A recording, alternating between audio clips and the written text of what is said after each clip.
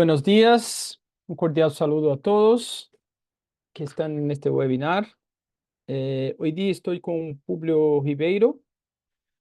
Publio va a pasar a Sheila en nuestro webinar de hoy como panelista.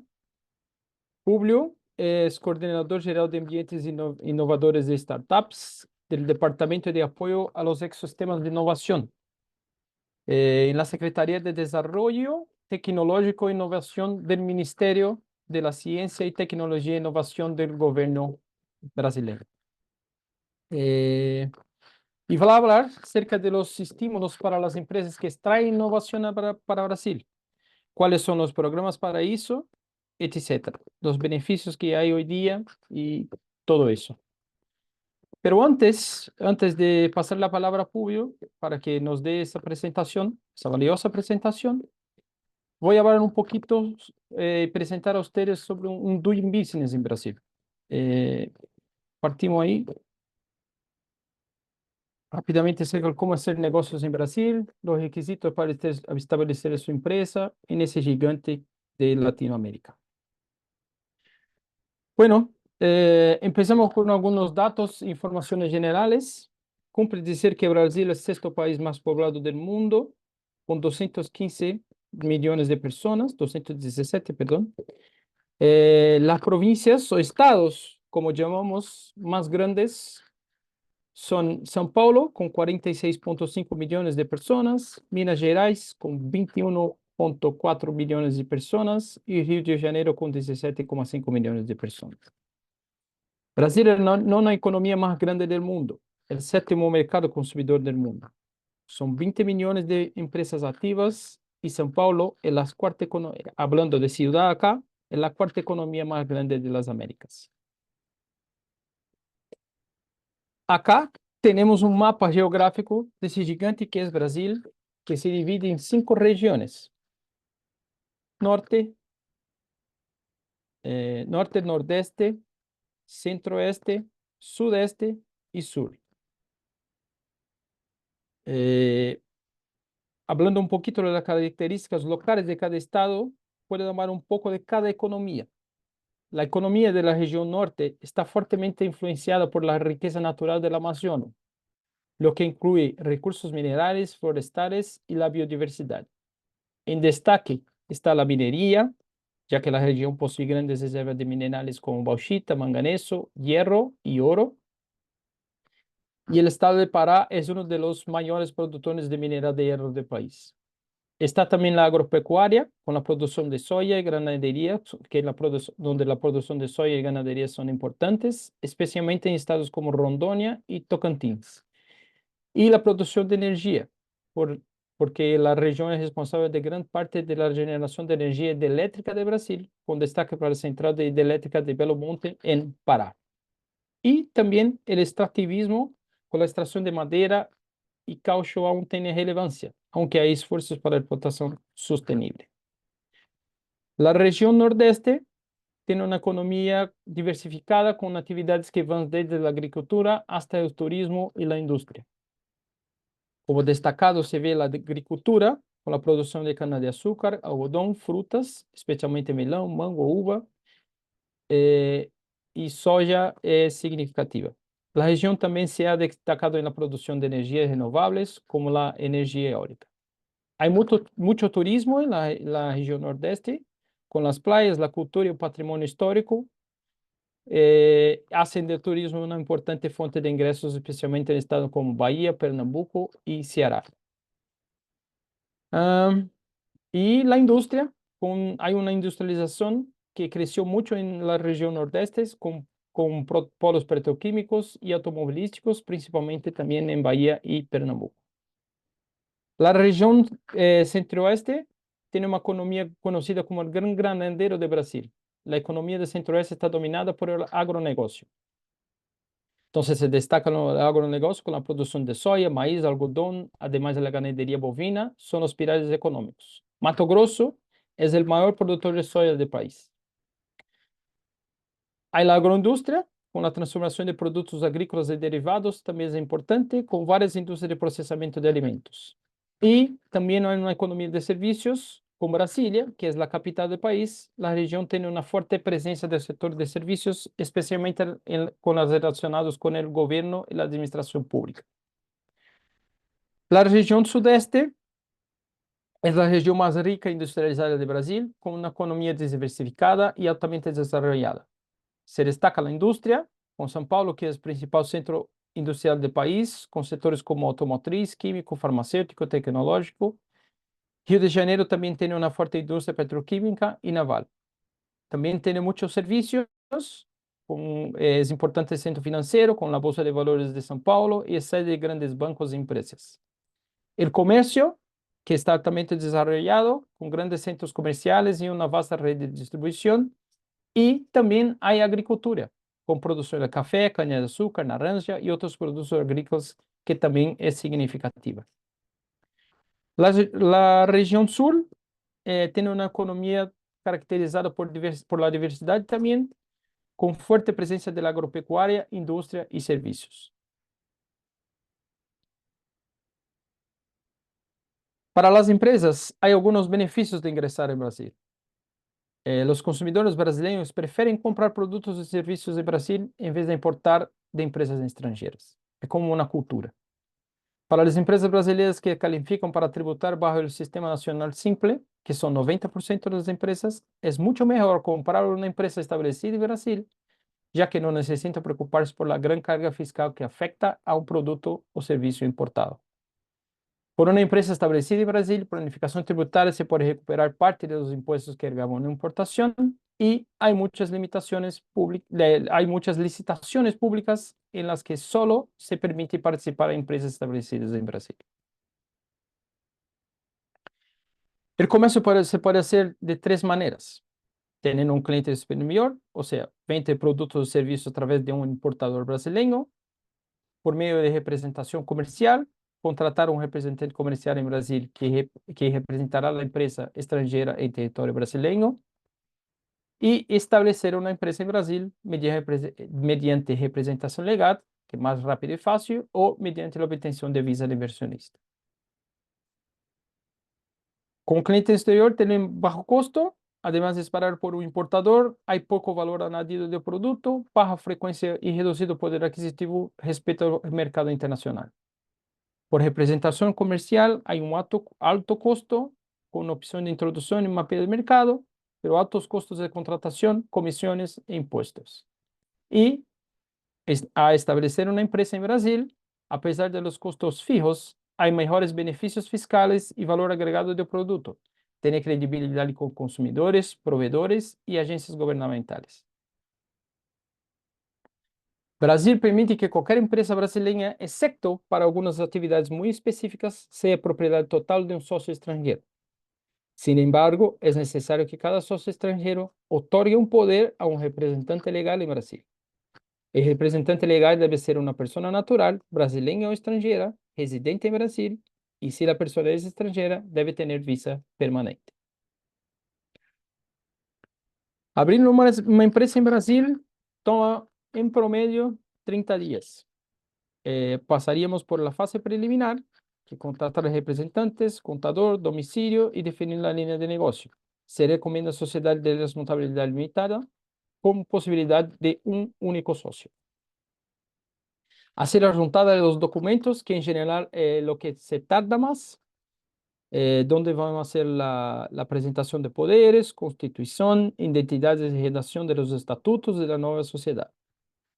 Después pasaríamos a los registros antes de los órganos competentes, a Receita Federal, Junta de Comercio Estatal y Municipal, y ahí sale el número de CNPJ, que es el rol tributario de la empresa en Brasil, y la empresa estaría abierta. Acá pasaríamos a la parte de la cuenta bancaria. Es importante decir que en Brasil no existe cuenta en dólares. O sea, todos los movimientos del exterior pasan por cambio de monedas y que solo hay movimentación bancaria interna en reales. Y listo, la empresa estaría activa. Hasta acá, en 30 días, totalmente viable. El banco, dependiendo de la documentación de la empresa, si está todo cierto o no, ellos requisitan alguna cosa, y se puede tardar más un poco, pero hasta acá, en 30 días, estaría listo. Vale recordar que es muy importante hacer el registro de marca de la empresa para evitar concurrencia y mal uso. Y por último, hablando de los colaboradores, ¿cuál sería la mejor opción?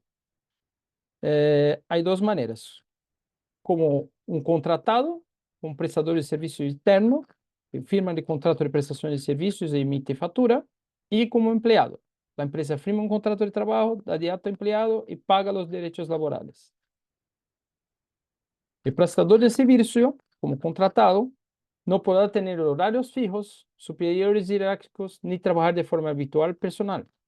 Debe emitir una factura por los servicios prestados y la relación se regirá por un contrato de prestación de servicios, que debe ser hecho preferencialmente con una persona jurídica. O sea, para contratar de esa manera, un prestador de servicio externo es mejor que sea con una persona jurídica y no persona física. Porque para contratar por una persona física, en general, el empleado debe estar registrado y debe tener sus beneficios laborales. Hasta 44 horas semanales, 13º salario, fondo de garantía, seguridad social, 30 días de vacaciones, son 30 días naturales y no útiles, pago de horas extras e indemnización en caso de despido sin justa causa. Incluso, sin registro, se puede reconocer el vínculo y se debe pagar los derechos laborales. Es decir, que la justicia en Brasil es pro trabajador y la mayoría de las veces reconoce la relación de trabajo.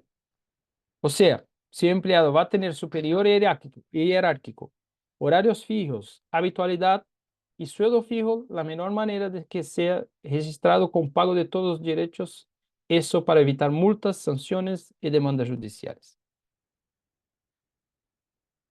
Ah, acá, en ese punto, voy a pasar la palabra a Publio para que dé su presentación acerca de del Ministerio de los programas del Ministerio de Ciencias y Innovación.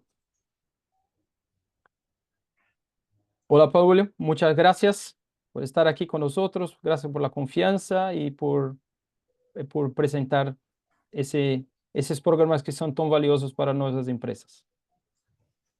Sí, buenos días a todos y todas. Muchas gracias, Jonas, por convite para hablar aquí con ustedes sobre los programas y los instrumentos de apoyo a la innovación en Brasil. Peço su perdão, pero eu não hablo muito bem espanhol, então vou falar em português. Caso não me entenda, meu colega Jonathan pode nos ajudar com a tradução. Podem me interromper, por favor. Deixa eu compartilhar com vocês minha apresentação.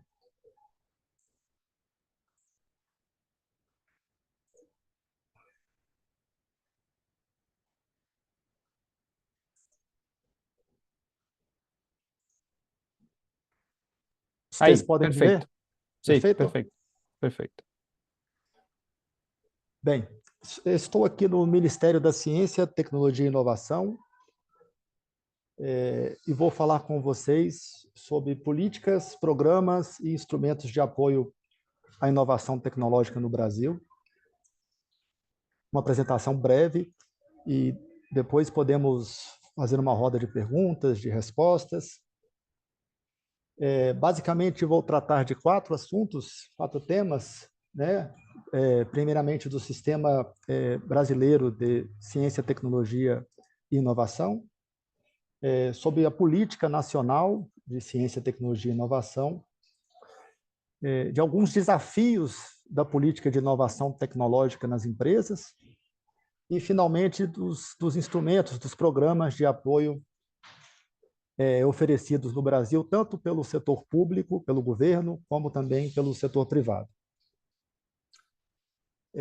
Como o Jonathan falou, o Brasil é um país enorme, continental, né, e tem um sistema complexo de ciência, tecnologia e inovação, que envolve tanto o poder executivo quanto o poder legislativo, tá, a própria sociedade civil. Temos diversos ministérios que atuam com o tema da ciência, da tecnologia e da inovação. Os principais deles são o Ministério da Educação, tá, o Ministério da Indústria e Comércio e o Ministério da Ciência, Tecnologia e Inovação. E temos vinculados a esses ministérios algumas importantes agências de fomento. Vou citar 4 delas, que são as mais importantes, que é o Conselho Nacional de Desenvolvimento Científico e Tecnológico, vinculado aqui ao Ministério da Ciência e Tecnologia, que é responsável principalmente pela política de fomento à ciência e à investigação. A Coordenação de Apoio ao Aperfeiçoamento de Pessoal de Nível Superior, que é a CAPES, que é responsável pela política de pós-graduação, vinculada ao Ministério da Educação. Tá? A Financiadora de Estudos e Projetos, que é uma agência de fomento vinculada ao Ministério da Ciência, Tecnologia e Inovação, que é responsável principalmente pelas políticas e pelos programas de apoio à inovação tecnológica, e também ao Banco Nacional de Desenvolvimento Econômico e Social, o BNDES, que é uma importante agência de fomento vinculada ao Ministério da Indústria e Comércio. Tá? Além disso, nós temos os governos estaduais, que têm suas próprias agências de fomento, secretarias e outras instituições. Os governos estaduais possuem, por exemplo, fundações de apoio à pesquisa, são as fundações de amparo à pesquisa, que são importantes agências de desenvolvimento. E temos uma série de outros atores importantes, que incluem universidade, ambientes de inovação, como parques tecnológicos, incubadoras, aceleradoras de empresa, e uma série de outros atores que fazem parte disso que nós chamamos aqui de Sistema Nacional de Ciência, Tecnologia e Inovação. Aqui nesse gráfico eu trago a informação da evolução dos ambientes ou das áreas de inovação no Brasil ao longo dos últimos anos, desde a década de 80. Nós temos hoje mais de 360 incubadoras de empresa no Brasil, de acordo com o último levantamento que a gente fez. Nós estamos atualizando esses dados. Temos cerca de 100 parques tecnológicos e desses parques, 59 parques científicos e tecnológicos em operação e 57 aceleradoras de empresas. Então, a pergunta, onde se instalar no Brasil? Uma possibilidade que vocês têm é, se a sua empresa fizer inovação, fizer investigação e desenvolvimento, então, vocês podem se instalar nesses ambientes de inovação, nas incubadoras, nos parques científicos e tecnológicos.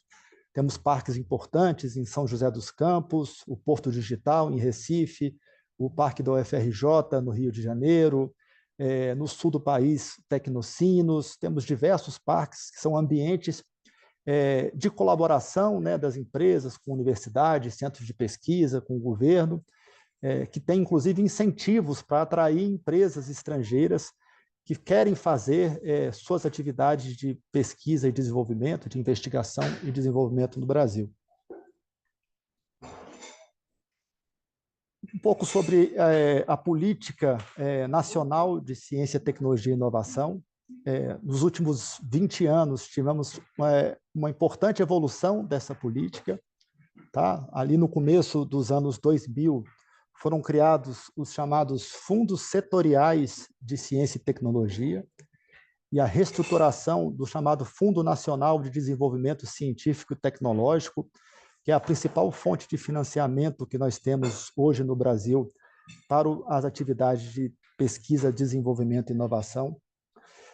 Em 2004, foi instituída a Lei de Inovação, está completando 20 anos atualmente, e foi um instrumento muito importante porque permitiu o apoio direto do Estado às empresas que fazem atividades de inovação.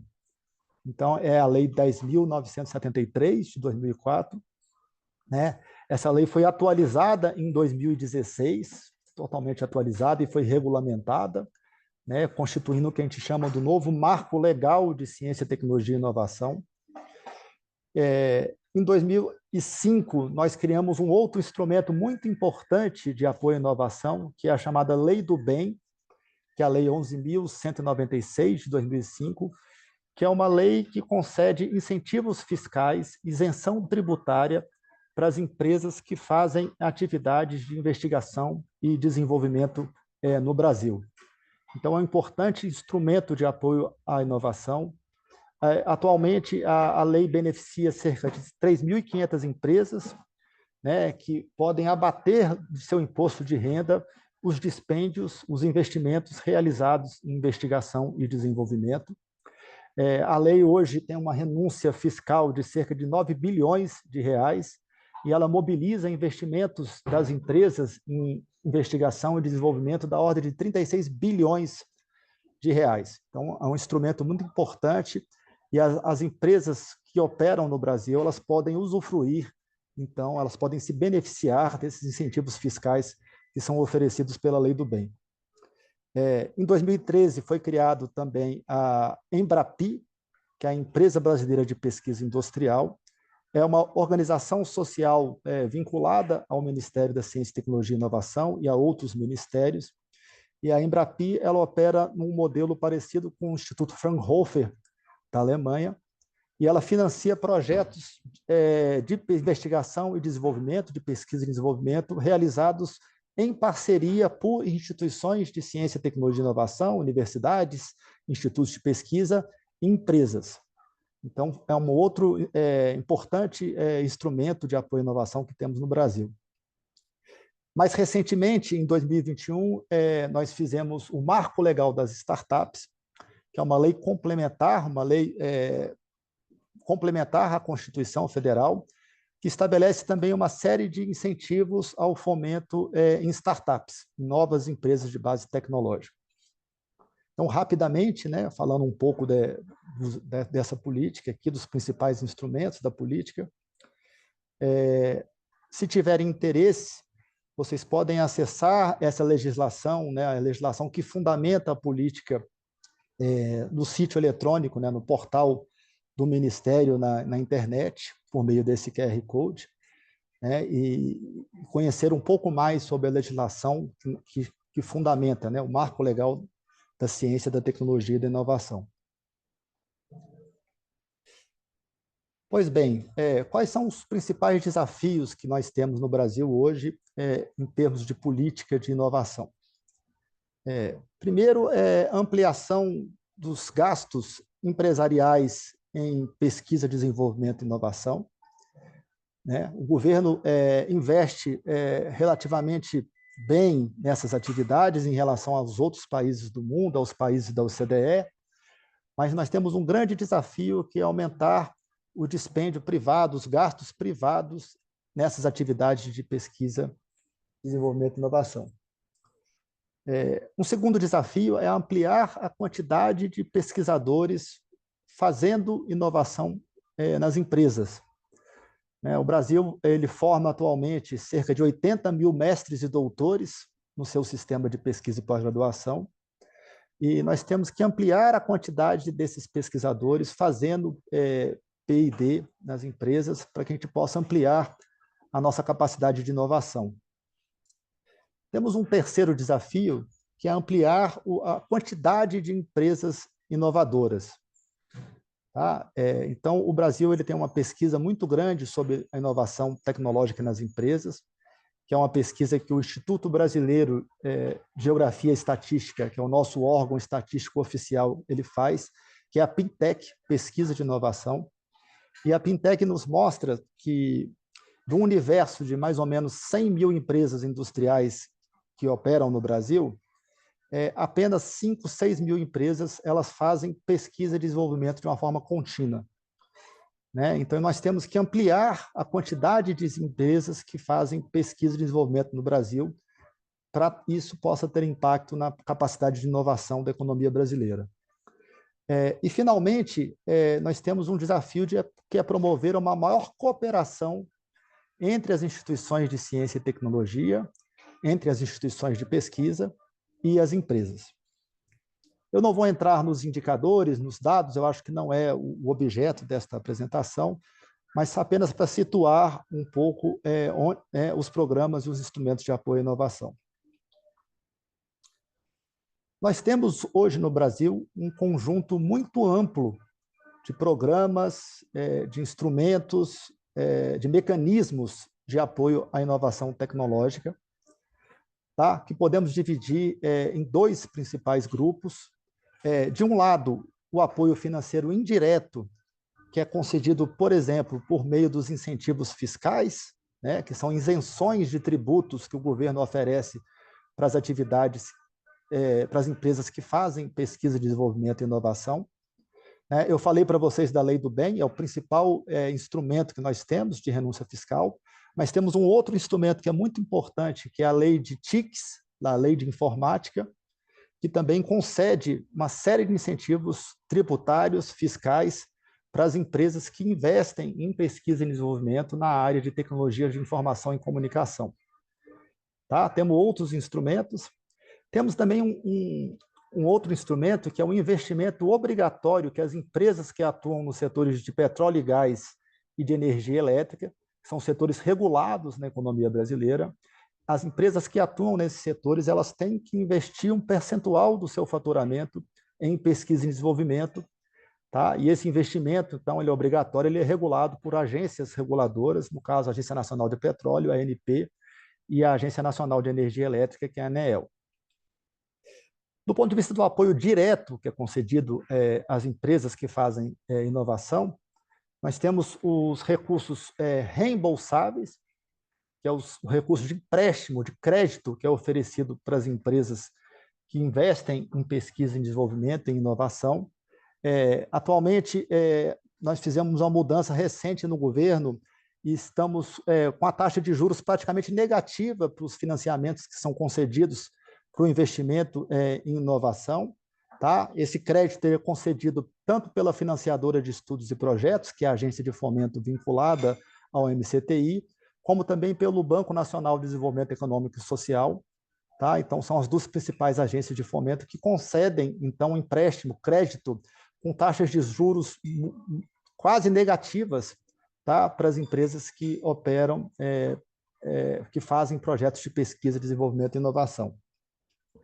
Temos um conjunto de programas, instrumentos que operam recursos não reembolsáveis para as empresas, tá? Principalmente por meio da financiadora de estudos e projetos, mas para outras agências de fomento, tanto do governo federal quanto dos governos dos estados.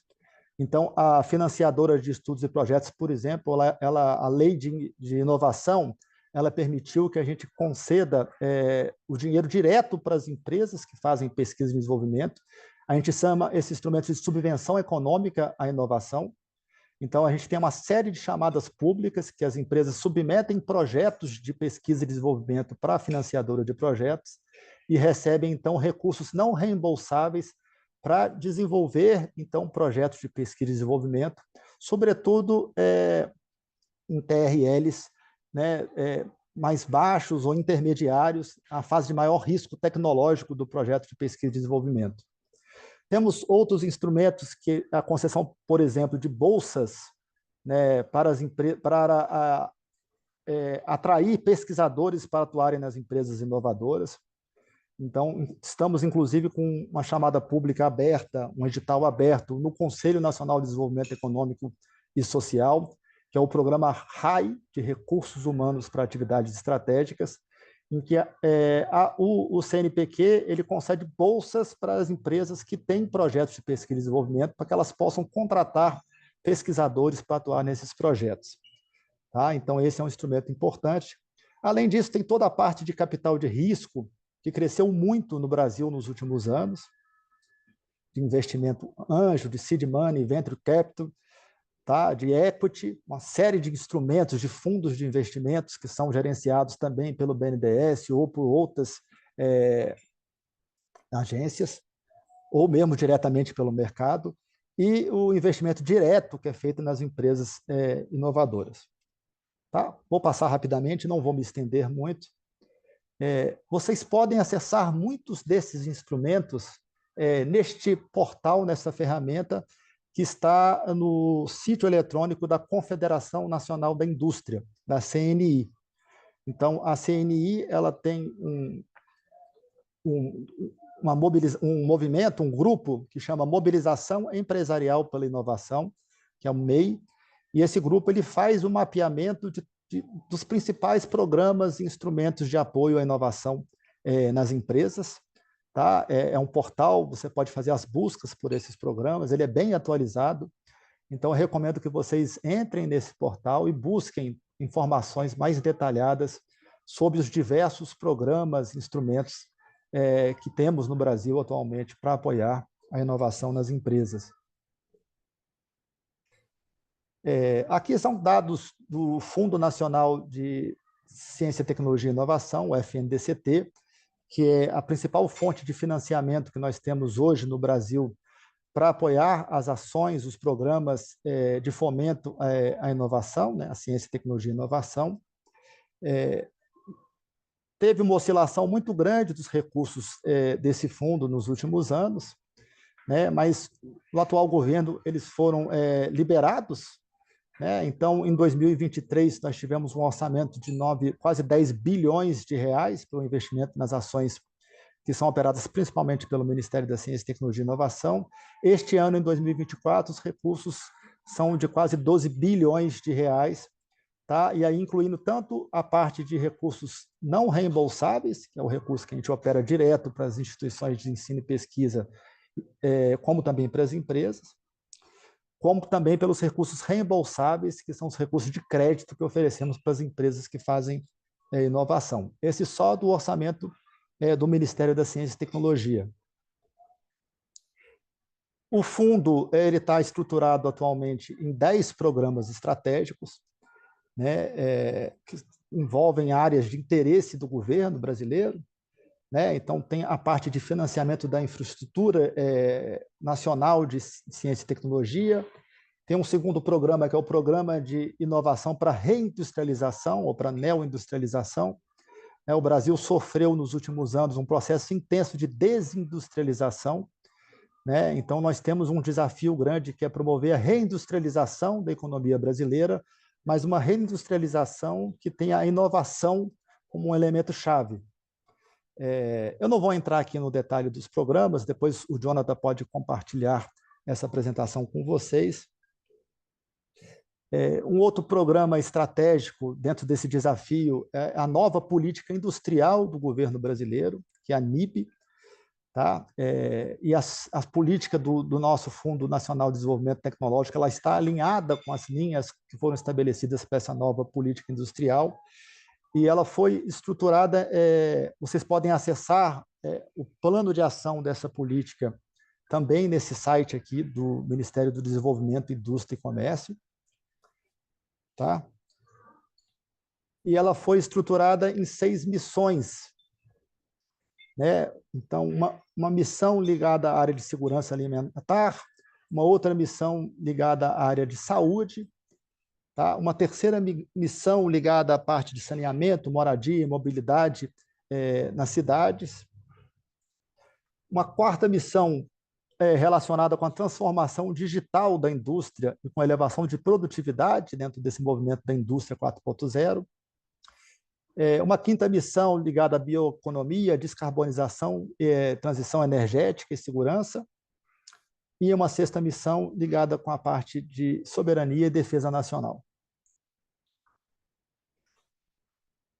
Dentro do programa Mais Inovação, do FNDCT, nós temos uma série de chamadas públicas que são lançadas pela financiadora de estudos e projetos, que é a agência de fomento vinculada ao Ministério da Ciência, Tecnologia e Inovação, que são chamadas editais de subvenção econômica para as empresas que fazem inovação.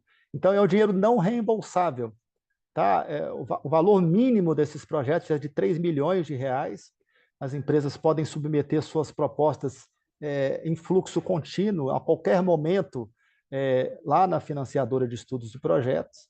Tá? E os recursos que foram alocados, por enquanto, né, em 2023 e 2024, para essa chamada, são esses recursos, são quase 2 bilhões de investimento que está sendo feito nessas linhas específicas, né?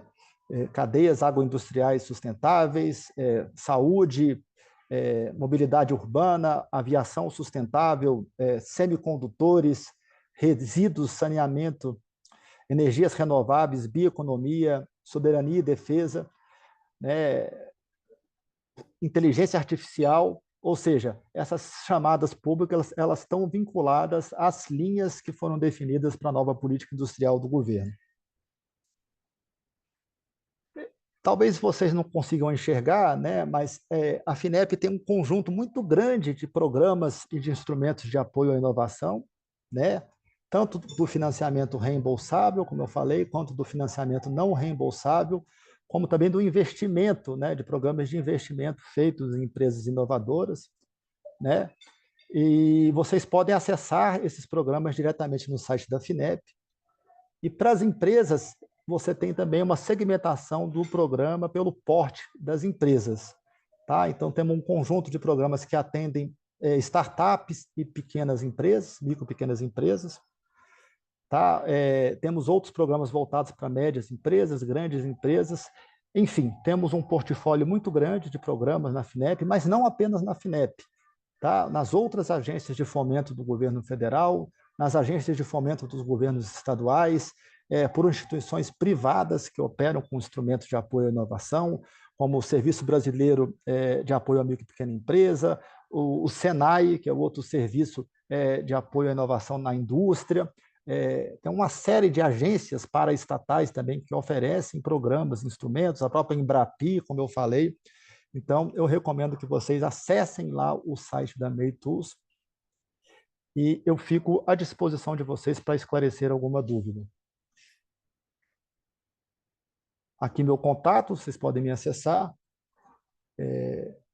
Jonathan, eu acho que é isso, eu devolvo a palavra para você. Tá bom, Fulvio. Só peço para você parar de compartilhar a tela.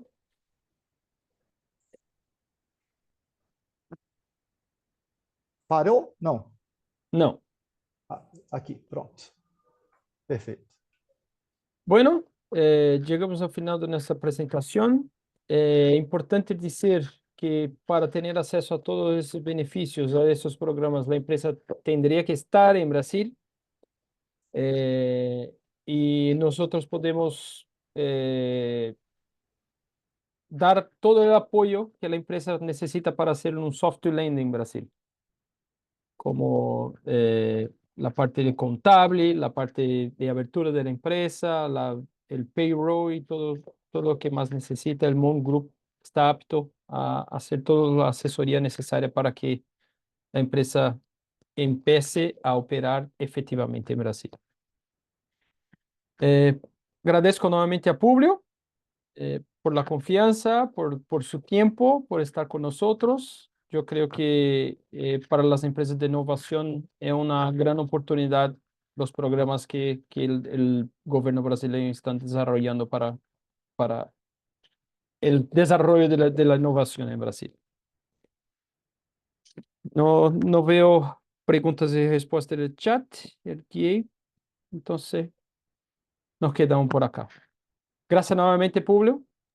Muchas gracias, Jonathan. Un abrazo. Chao, chao. Outro.